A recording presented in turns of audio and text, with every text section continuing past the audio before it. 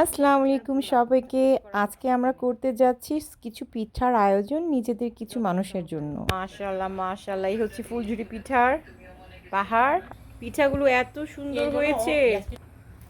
আজকে আমরা সবাই একটা পিঠার আয়োজন করছি, তাই পিঠা রান্না হচ্ছে এখানে।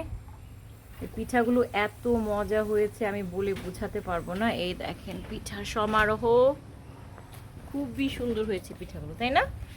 আরও এই লোভনীয় পিঠার নাম হচ্ছে ফুলঝুরি পিঠা।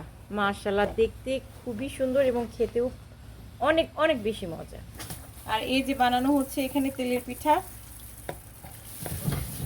তো পিঠা বানানো আসলে অনেক পরিশ্রমের কাজ, বাট আমরা যদি কয়েকজন মিলে পিঠা বানাই তাহলে না অনেক তাড়াতাড়ি হয়, গল্প হয় এবং পিঠাগুলার কোয়ালিটিও অনেক ভালো হয়। এই হচ্ছে এইখানে পিঠার অবস্থা। একটা ভাঙা যেটা, এটা আমি একটু ট্রাই করে দেখি। বিসমিল্লাহ, দারুণ, খুবই মজা। তেলের পিঠা, আপনারা কোন এলাকায় কে কি বলেন জানি না, আমি এটাকে তেলের পিঠা হিসেবে জানি। এটার মধ্যে গুড় অ্যাড করা হয়েছে।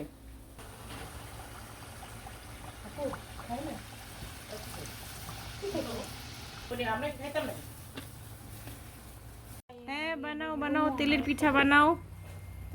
আপনারা বানাবেন, আমরা বসে বসে দাঁড়ায় দাঁড়ায় খাবো আর কি, তাই না আন্টি? কিরে স্বর্ণা, তোকে একটু নিব? এই হচ্ছে ফুলঝুরি পিঠা। বেশি গরম হলে কিন্তু পুড়ে যাবে, ঢালেন দিয়ে দেন।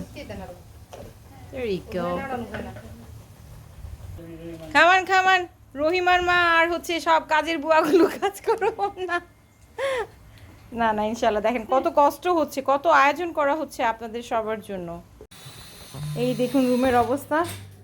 পিঠা বাইরে বানানো হচ্ছে আর এখানে বাপ বেটি মিলে, তানিয়া আর আঙ্কেল মিলে ওদের রুমটা রিমডেলিং করছে।